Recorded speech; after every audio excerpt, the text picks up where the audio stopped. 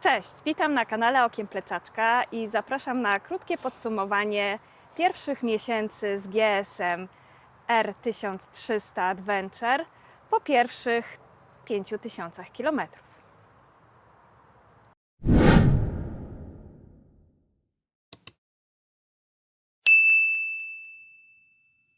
Jak pewnie wiecie, motocykl zakupiliśmy specjalnie na naszą podróż do Maroko i moim zdaniem sprawdził się jak najbardziej. Tak jak Agata wspomniała, jesteśmy po podróży do Maroka. Minęło 5000 km i chcieliśmy podzielić się naszymi spostrzeżeniami, uwagami, wadami i zaletami GS-a 1300 Adventure. Jak sprawdził się w Maroku? Jeśli chodzi o prowadzenie, o samą jazdę taką przelotową, powiedzmy na trasie od Malagi do portu w Algeciras i później jakieś przelotówki, no to dość często wykorzystywaliśmy aktywny tempomat, który dobrze sobie radził. Skrzynia biegów tak naprawdę nie zaprzątała mi głowy, nie musiałem myśleć o sprzęgle. Jedynie co to nogą wspomagałem sobie wbijanie biegów do góry, a w dół komputer robił to za mnie. No na pewno na agrafkach trzeba było korzystać bardziej tutaj z trybu Dynamic, który powoduje, że przeciągamy troszeczkę bardziej te biegi i skrzynia też nie zbija nam tych biegów w dół. Co jeszcze? No na pewno była to jedna z większych przygód, jakie do tej pory mieliśmy podróżując motocyklami, różnymi motocyklami. No tutaj Adventure, czyli ta przygoda miała miejsce po opadach deszczu za wąwozem Dades. Spotkały nas dwie przeprawy, gdzie jak udalibyśmy się AirTechiem, co było w pierwszym zamiarem, no to myślę, że raczej ciężko by było się przez te brody przeprawić. Dokładnie.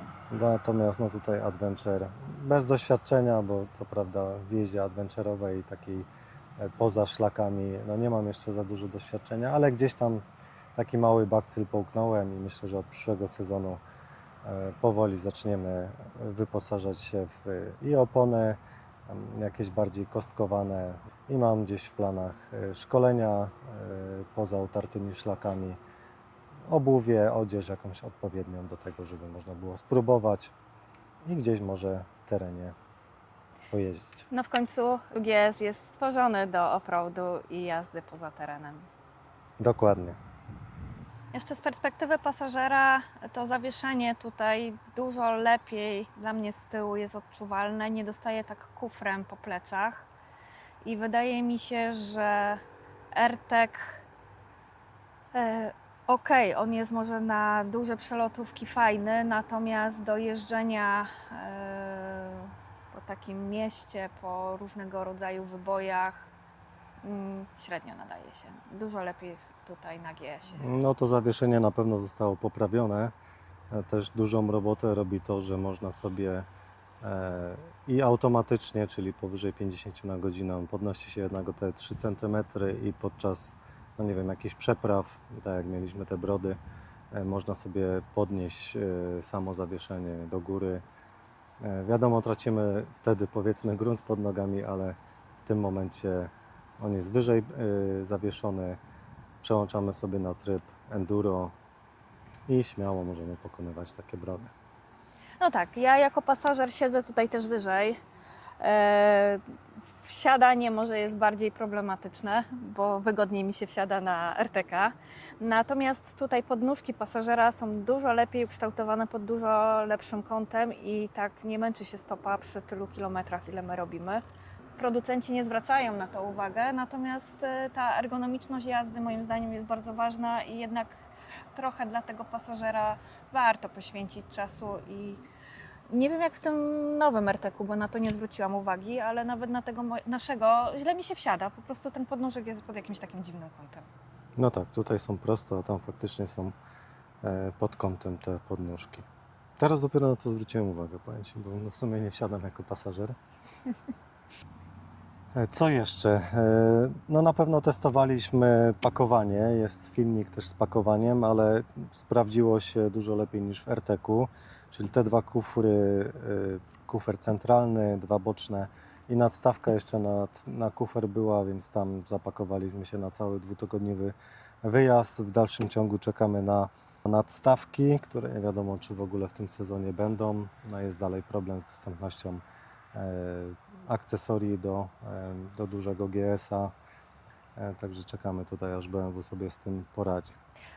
Pomimo, że mamy pierścień, nie korzystaliśmy z tankbaga i daliśmy radę się spakować, także myślę, że jest to No przed nami wystarczające. też kolejna podróż na Wyspy Owcze, co prawda na tydzień, ale tam bardziej też chcemy troszkę, może nie spać pod namiotami, ale pobiwakować na takiej zasadzie, żeby wziąć sobie butlę i gdzieś na łonie natury z pięknymi, mam nadzieję, widokami zjeść jakieś obiadki, wypić kawę.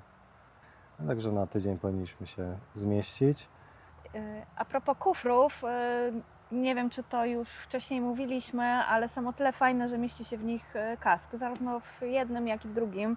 Dlatego nawet na krótkie podróże, czy jak to tak zwanie wokół komina jeździmy, lubimy brać ze sobą kufry, żeby schować kask, schować kurtkę i chodzić bez zbędnego obciążenia, bez zbędnych bagaży, nazwijmy to, i zwiedzać. To fakt. W porównaniu do Tigera, to no tam niestety te kufry nie mieściły kasku. Mieliśmy co prawda centralne, ale tutaj się to sprawdza doskonale.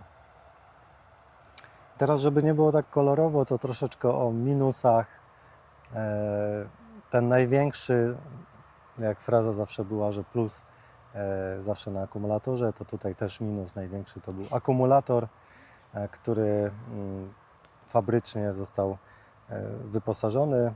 Ten akurat egzemplarz, czyli ten super ultra lekki akumulator, on faktem waży 1,5 kg, ale niestety po pierwszych 3 miesiącach odmówił posłuszeństwa. I to tak naprawdę 2 tygodnie przed wyjazdem, można powiedzieć, że po przyjeździe z jakiejś tam wycieczki takiej całodniowej zostawiliśmy motocykl w garażu i na drugi dzień już nie potrafiliśmy odpalić, nie było możliwości odpalić przez kable, nie było możliwości naładowania tego akumulatora, bo co się okazuje, te super ekstra akumulatory odcinają zasilanie na klemach i nie ma możliwości ich naładowania. Testowałem, bo też znalazłem w internecie rozwiązanie, zakupiłem ładowarkę dodatkową, gdzie ona tak jakby przestawia sterownik i zwalnia klemy do ładowania, ale niestety po godzinie cały czas niepowodzenie.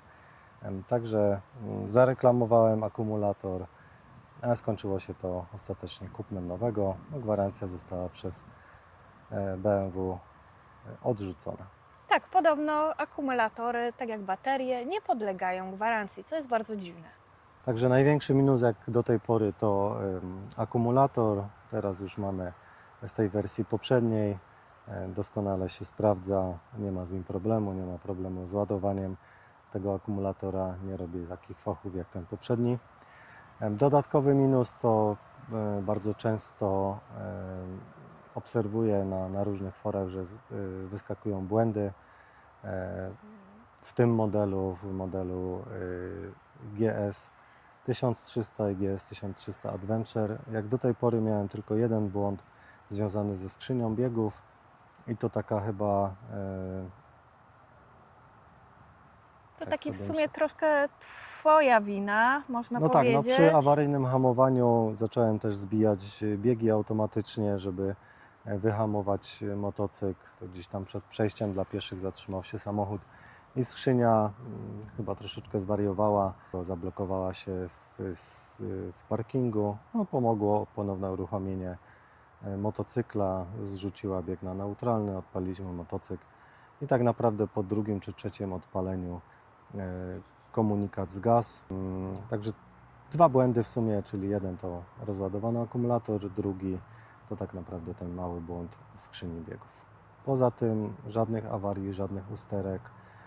Skrzynia moim zdaniem jest dobrze już dopracowana, trzeba się do niej przyzwyczaić, o czym już pewno niejednokrotnie wspominałem, ale daje radę. Dla mnie jest to super wygoda jazdy w dwie osoby. I też podczas przepraw tutaj koledzy, którzy byli z manualnymi skrzyniami, też się zastanawialiśmy, jak ja sobie poradzę, ale bez problemu.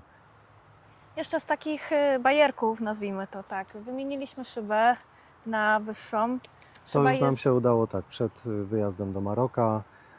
Niestety musieliśmy wymienić grzane manetki pasażera, bo te Oxforda wyzionęły ducha.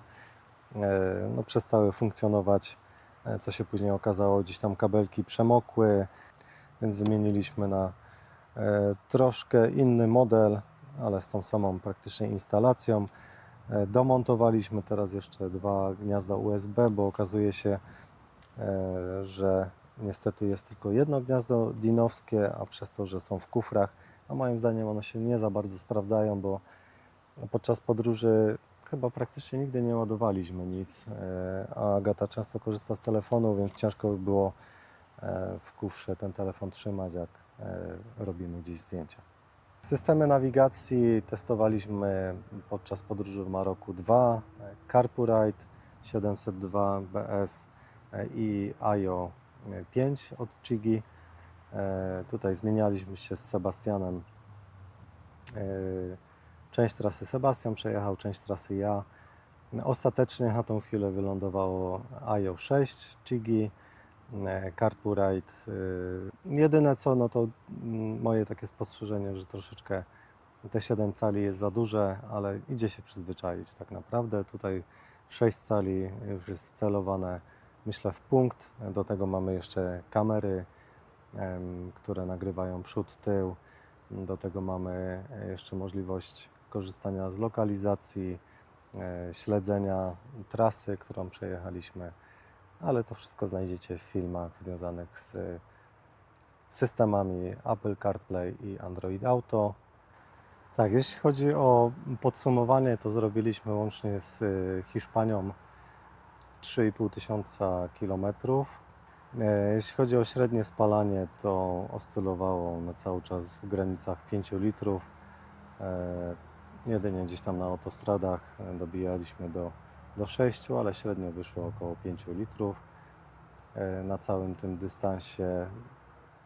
Co jeszcze? Jeśli chodzi o ogólnie motocykl, no to jesteśmy na pewno zadowoleni z zakupu.